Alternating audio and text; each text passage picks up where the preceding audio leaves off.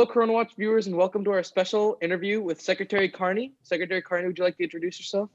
Hey, CoronaWatch audience. It's really great to be here with these three fine folks. And I'm the Secretary of Education for the Commonwealth of Virginia, and my job is to work with all of our 132 school divisions across the state and all of our colleges and universities and our museums and our libraries and different boards and commissions related to education. So I'm here to uh, answer any questions that the group has on the panel. And thank you for watching.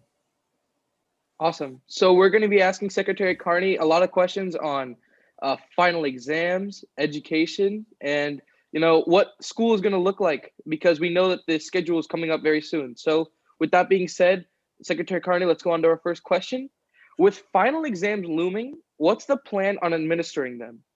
Sounds good. I'm gonna final exams vary high school to high school. So it depends on what your definition of final exams are. It could be if you're taking AP exams or if it's SOL tests. Now, I want to ask a follow-up before I answer that question in detail. What do you mean by final exams? We know that the AP exams fall more under the jurisdiction of like the College Board. So we really wanted to learn more about middle school and elementary exams like the SOL, and Okay. I'm pretty sure that's the only Virginia-based finalized test. So yeah, those Right. kind of tests. Yeah, absolutely. So as far as SOL tests that might be coming up, we do some SOL tests like writing.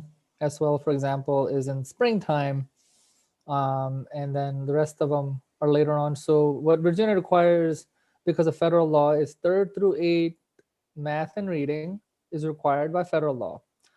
In the high school level, one form of reading is required and one form of math is required before you graduate.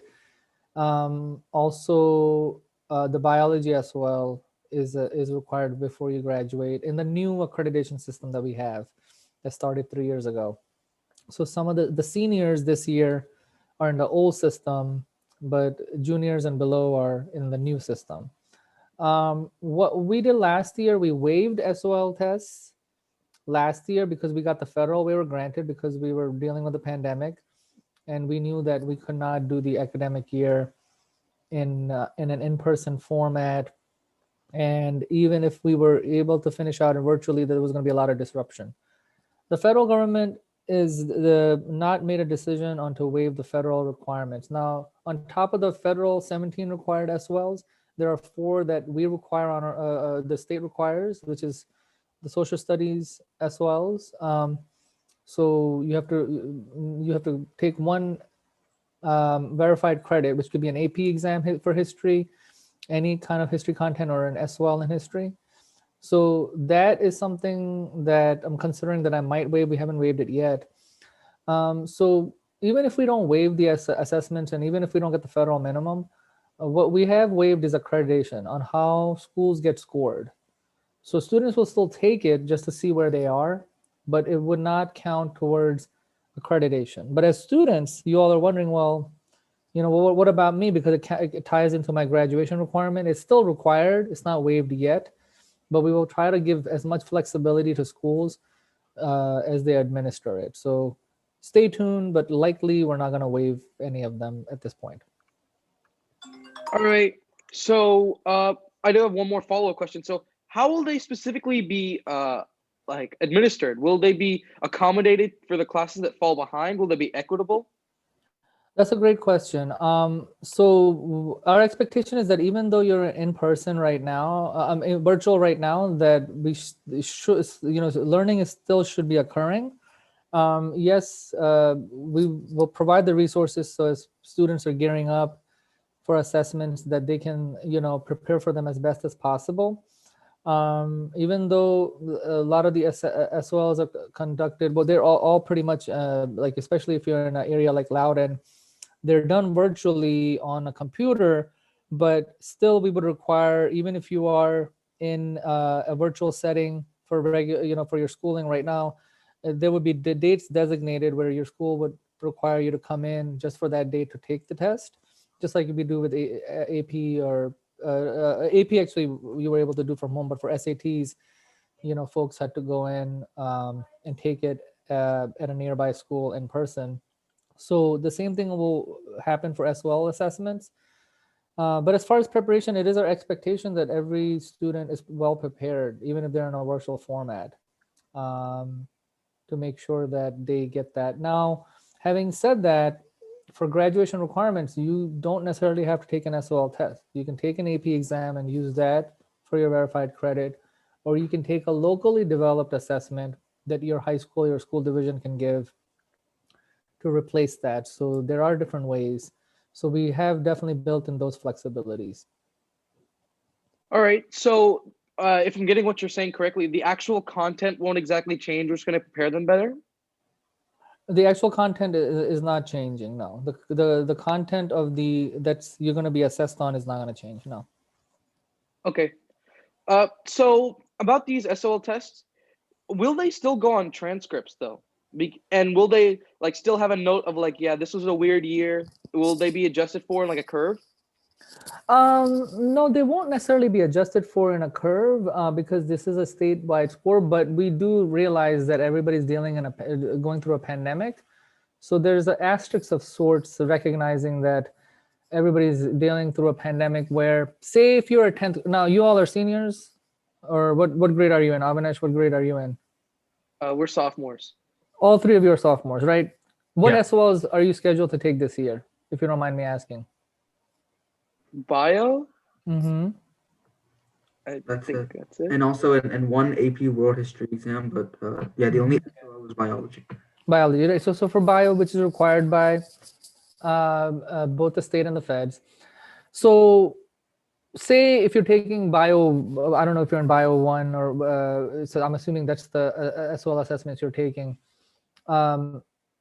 It's not only just the SOL score, but so you're looking at the holistic picture where you're looking at the entire picture of your school year and keeping that in mind, your grades, your projects you worked on, and your SOL assessment, and that will be what will be way taken into account on what you do next year with science, right? Whether it's you go into bio 2 or you do a specialized, because in biology, depending at your high school, you might have different tracks that are offered there. Because I know my son, when he did her biology as well, I think the following year he did a specific biology course, but it was more concentrated. So your school should be looking at the whole picture, not just the one test, not just the SOL test, and as you move forward, if that makes sense. Okay, and then I have one follow-up. So you mentioned how the federal government has a role in like deciding whether you could waive some certain SOL tests and other tests. So with the new Biden administration, do you personally think that it would be more likely for them to waive it, or what do you think? I've actually talked to the new folks in the Biden administration about it. There isn't an intent to waive the federal testing requirements yet, because they are optimistic that enough that quality preparation will be there for assessments. But it is possible because the last administration, we were in a much more severe situation where we were able to waive them, but the likelihood is low, Ryan. So what the state can do, like I can waive like history SOLs, for example, right? Or the writing SOL, which is not required by the federal government, which I did last year. But I do feel confident that because even though we're in a virtual format, that good preparation has occurred. But again, I know there's a lot of pressure on you on tests and so forth, and we've maintained from the beginning is that learning is not about testing. It's about growth and development, and that's why I'm waiving accreditation, so a school does not get scored on based on what happens with test scores, right? So that should take pressure off of the school, and that should take pressure off of you all, because sometimes our really outdated system puts unnecessary pressure. Now, if you on your own are putting pressure on yourself that, hey, I got these end of the year SOLs coming up or exams, and I don't feel fully prepared as a student because I've been in this very disruptive environment, it's okay. Just do your best, and all your audience who's listening, that do your best. And we understand, everybody understand that this is special circumstances, and they're going to be very thoughtful and mindful about that. Universities are being very thoughtful and mindful as I'm talking to them. They're not basing admissions just based on an SAT score. They shouldn't do that before COVID anyways, but and they should be looking at the whole picture of a student, and that's what they're doing that even more now. All right, what else you got? So we had one on basically since hybrid's coming in now and we're going to look to the future here. What when can we see like a full in-person learning schedule? That depends on the school division to school division. So there are 132 school divisions in Virginia. 19 since September 8th have been fully in person because they're small rural divisions and they have the ability to space out students 6 feet, for example, and do the mitigation strategies. Where you are up in Loudoun, obviously you all have bigger schools, so it's harder to fit all students in a school building sometimes to bring 100% of the students back. But it is our hope that we rapidly move towards it. And the governor put out a marker that March 15th he wants every division to have some kind of an in-person plan or in-person format where some students are back in person. And we understand some might move much faster than others because the situation is very different for each school. Situation is very different for each school division. But come the new academic year, hopefully we'll be in a really good situation where the vast majority of the people will be vaccinated. We have become much better at social distancing and following mitigation strategies. So we've dumped in a lot of resources, both at the state and the federal level, to mitigate these things that I'm hopeful, and it really is my personal expectation is that when the new academic year begins, that all students have the opportunity and the choice to be back in person. But with a big caveat that that we're still in the middle of a pandemic, so we have to monitor that closely. But the good news is that people getting vaccinated over 16 are getting vaccinated. School personnel, 60% of our school personnel in our surveys tell us they've already got their first dose. So things are moving really, really fast. So you mentioned the governor was setting March 15th, I believe it was the deadline for all schools to go into some sort of hybrid.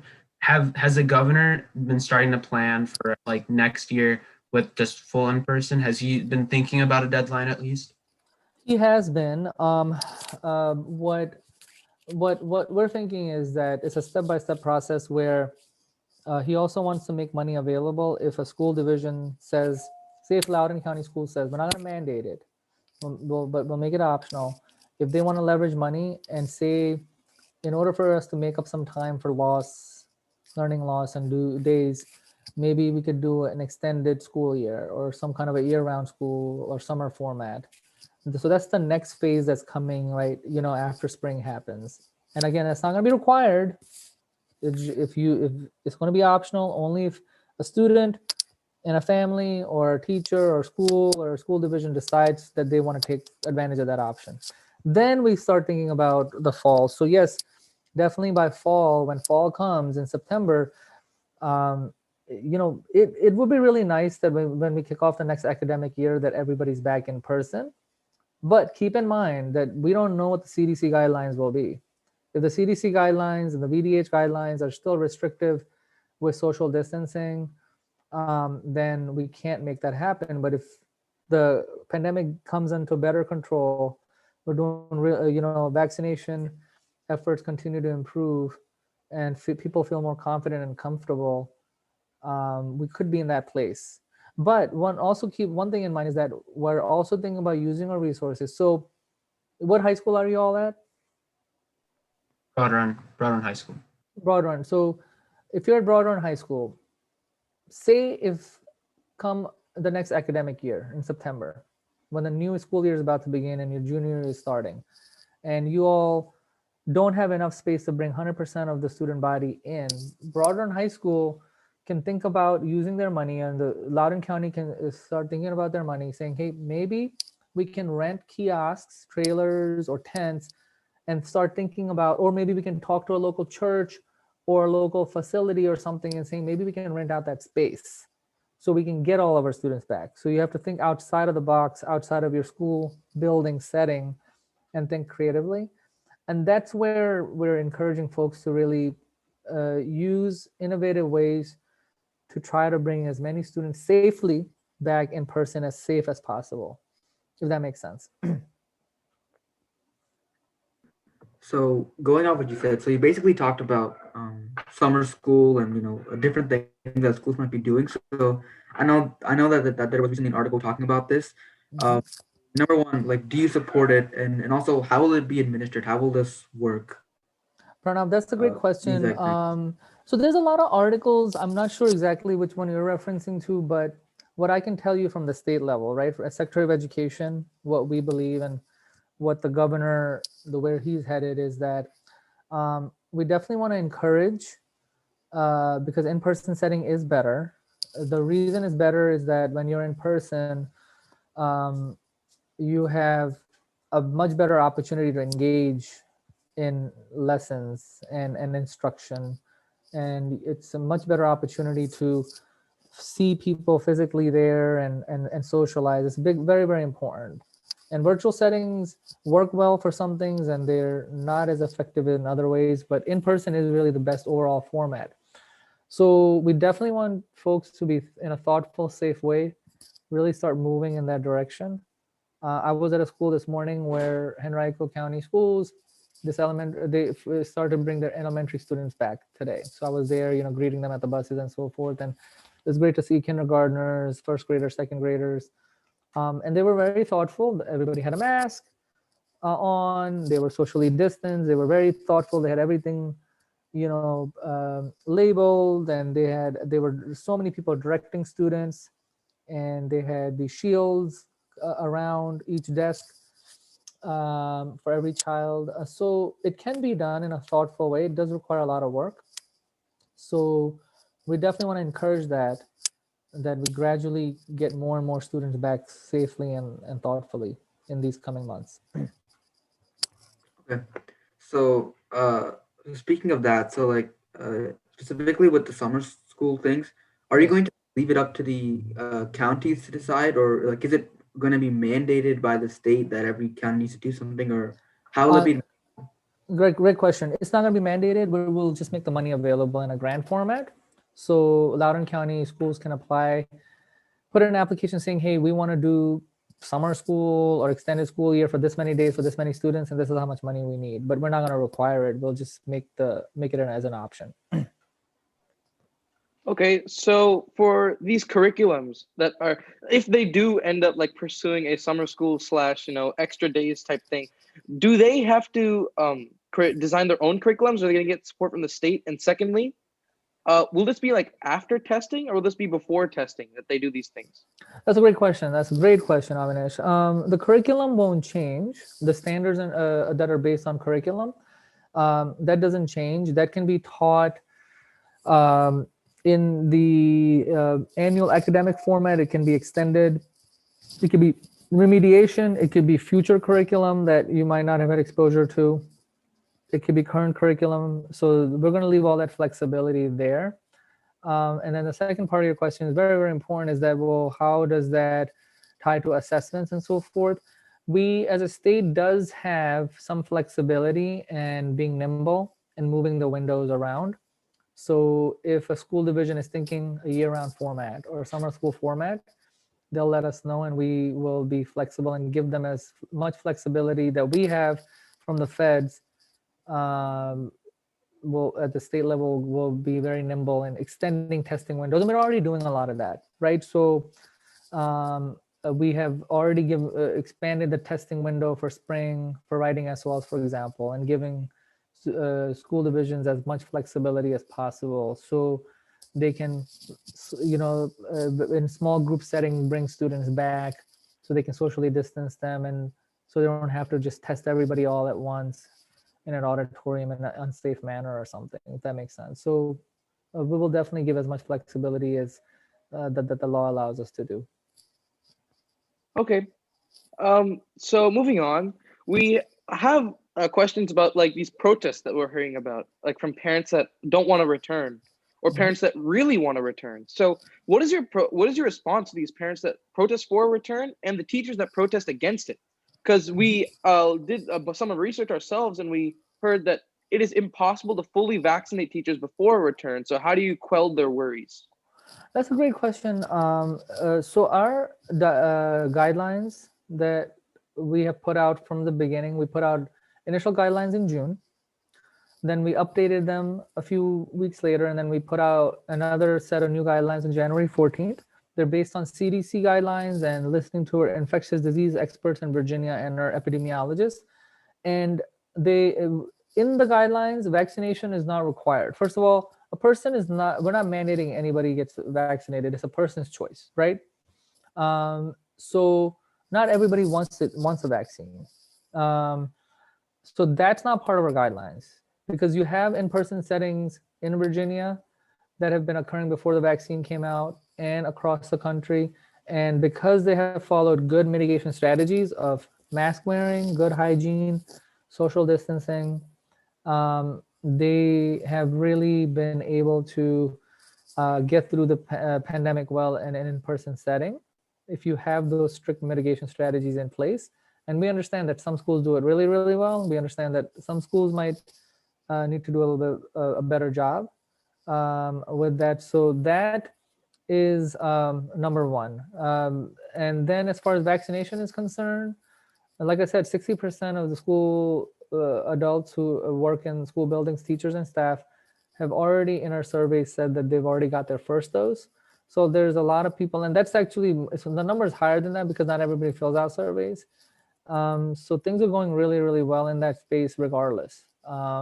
Even though that's not part of our guidelines, it's really, it'll help. So what else you got? So you mentioned that like you would not mandate, excuse me, vaccinations for students and teachers. Do you think down the line you'll do it similar to how you do schools do it for like the flu, for example? Yeah, the governor's thought about that a lot, and we have decided that we're not going to further down the line mandate it for anyone to get the COVID vaccine. All right. What else you got?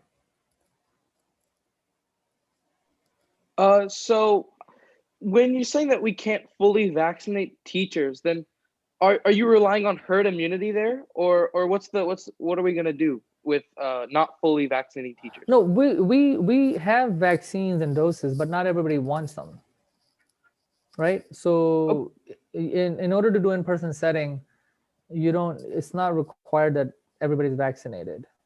We're not forcing anybody to get vaccinated. okay. Does that make sense? So will there eventually be some sort of mandate for these teachers to do it? Because like, how else are we gonna stop the numbers of COVID? Are gonna make like the schools more safe if we don't have like teachers completely vaccinated? So schools also have students, right? So for example, if you're under 16, Johnson and Johnson, for example, is working on a vaccine. It's not out yet for people who are under vaccine. And there are other diseases out there that folks don't get vaccination for. It's everybody's choice. Now, of course, if you get a certain amount, whatever it is, 60%, 70%, 85%, then as you build up herd immunity, you really minimize. And it's not necessarily that COVID is going to just miraculously disappear necessarily. It'll be around for a while, but you will definitely bring the numbers down significantly. Because like I said, you know, the vast majority of the people do want a vaccine and they are getting vaccinated, but that's not required to go back to school. And schools are a safe place, right? If you walk out of your house, you're getting exposed to something, right? So we have to look at health metrics holistically beyond COVID. And we also have to look at the health measures like many students, as we're surveying students and doing research, they're feeling isolated at school, away from their friends at home, right? So their health metrics about depression might be rising, right? Anxiety might be rising and so forth. So that's why we have to look at it, that what are things that schools really provide. It's not just SOL tests, right? It's that socialization. You can hang out with your friends. I'm sure that as you all are sitting in front of your computers, you can chat and play video games, and you can do that. That's socialization. But I'm sure you want to hang out and maybe throw a football around a little bit, or hang out, or goof off, or do whatever you all like to do, right? So that experience is missing, and we will get there safely, in a safe way. I'm not saying go and start playing tackle football right now, but eventually we will get there safely. Avinash, to your point about, well, teachers are saying this, and there's a group of parents saying, hey, we don't want to go back there protesting, and a group of parents who are protesting, let's open everything up. So we get hundreds of emails every day from all different perspectives. But from the beginning, what we have maintained, and people might not like that answer, is that we have to take a very thoughtful approach, keeping safety in mind, and being very, very thoughtful and data driven in our approach. So that's very, very important. And we're letting the science and the data drive our decision making, not people's emotions and not the politics, if that makes sense. So going on the whole mandating for vaccinations. So I kind of see your logic, right, of driving the science and making sure you think of other perspectives, for example, depression. I was just wondering, so how could you like explain how I guess this is different from like the mandating of like flu vaccinations, and like why then, using your logic, then why wouldn't you just not mandate a flu vaccination either? Flu vaccinations are not mandated right now. So there are certain things right now, max vaccination or certain types of testing is not mandated for school personnel. For students, there are a few things mandated. As you come to school, your school division has some flexibility of mandating certain things, but flu shots, for example, are not a mandate. They're not required. If that makes sense. I meant for students, like if you're talking about vaccinations for like COVID vaccination, for example, for students. Right. So once the vaccination is developed for students for COVID, then we will explore that. But at this point, we haven't made it a mandate. But even like flu shots are not mandated for students to come to school. You know what I'm saying? Like certain things are like, hey, have you done your TB test and stuff like that? Or if you've gotten, like when you're born as a baby, like when you're in your early years, you get shots for different things. But like there's all kinds of other vaccinations out there that are not mandated for students, if that makes sense. Now, once the vaccine comes out for children 16 and under, we can have that conversation. But right now, it's not required. But the thing is, Ryan, to Avinash's early point about herd immunity, majority of the people I talk to, they want the vaccine. Like the majority of the Virginians we're offering to, almost everybody we talk to is lining up and they want the vaccine. Like I said, teachers are lining up, they want it. So we haven't had that issue, people pushing back on it. So that's why there hasn't been a need to mandate it, if that makes sense. Great questions. Yes, Pranav? Yeah. So, and I know that you mentioned the parents earlier and you basically said that they weren't really a driving force. Mhm. So like, did the parents like end up like speed, or did any of the protests like speed up the meetings that you had, or anything like that for this, or was this always the plan to go ahead in this exact? It was always a plan to go ahead and try to put some kind of a marker down since October, middle October. So you know how the early September academic year got going. Middle of October, we noticed is that if you go to, we maintain a dashboard, which the first dashboard on September 8th showed that this many school divisions are fully remote, this many school divisions are hybrid, this many are partial in person, and so forth, right? So when our October 12th, we updated our dashboard, we noticed that there isn't a lot of movement towards in person. People were still very nervous. They were still getting used to mitigation strategies and so forth.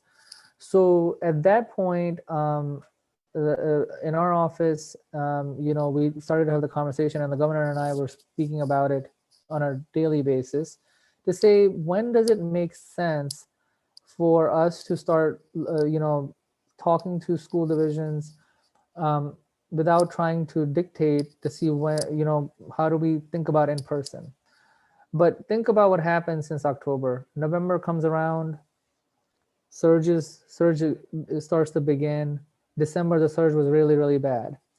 So we had the conversation in October. November, in December, and January, we put out our guidelines on January 14th, and we were at the peak of the surge. Saying that, hey, look, this is what we believe you can mitigate. Your health metrics might look problematic, but look at it holistically. And if you can have some students back safely, do that, whether it's special need students, whether it's ELL students, whether it's elementary students, just start thinking about those things. But on February 5th, when he did that March 15th announcement, surge started to come down, vaccination efforts really ramped up, and it started to accelerate. So at that point, it made sense that, hey, now we can send a reasonable marker down where come middle of March, we're seeing such a flattening of the curve significantly. We're seeing a super acceleration of our vaccines. Our vaccine distribution is drastically improved since we started. And it's going to get even better by March. So it just made sense. Even though vaccination is not part of our guidelines, it's still a good thing. So naturally, it just made sense that we would say, go ahead and say, like, this is a reasonable marker. And people are, are already, they're not waiting till March 15th. The school divisions actually were making those plans before the governor even put out that announcement. So school divisions are going back in person. Like you said, you all have some of your folks already going back. I think you all will be back before March 15th if you choose to.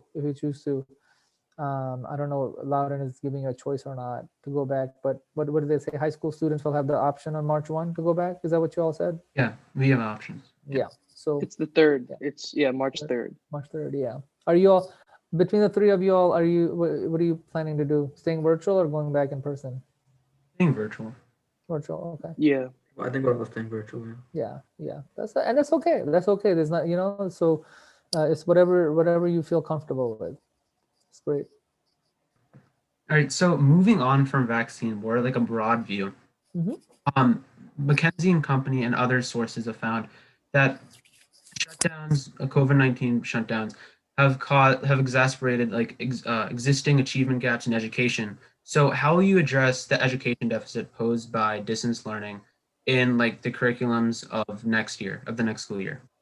That's a great question. So McKinsey is a great group. They're great analysts. I've actually worked with them on several projects. So they're right, and so are other groups, is that learning loss is definitely a concern. And that's why we're giving a lot of money for learning loss. So that's why we want to give grant opportunities available for extended school year, for summer school, for year-round school. So it's going to take us a couple of years to catch up. So you'll probably see some form of an extended format available to you all, not just this year, but the next 2 academic years going into 2023. You mean by what do you mean by that? Like, could you elaborate more on what you mean by like things like summer extended school format available? Yeah, like summer school, year-round school, extra days available. So right now, 180 days. Federal law says that you have to do 180 days of schooling, right? So school divisions, they might say, hey, we'll add 20 extra days to our school year. Somehow we'll get creative. Again, it's not going to be required by the state, but it will be a choice that will be made available to make up for learning loss, if that makes sense. All right, what else you got? I have one more follow-up question. So when you're saying that some schools might pursue like an extended form of school, could that also take the form of like cutting school days, like cutting snow days? I mean, like now that we have like this option of going to like Google Meet classes, do you think that some schools will like take that approach to like, okay, we shouldn't have school on snow days anymore, or something like that? I think that's a great for it? idea. I think that's a great idea. And that's the thing, is that now that we're all getting used to virtual formats, instead of extending like school year into summer and so forth, why not, instead of closing school completely, just do it virtually in snow days so you don't have to make up for lost time. Does that make sense? So I think you'll see a school get very, very flexible because they've become used to the virtual formats.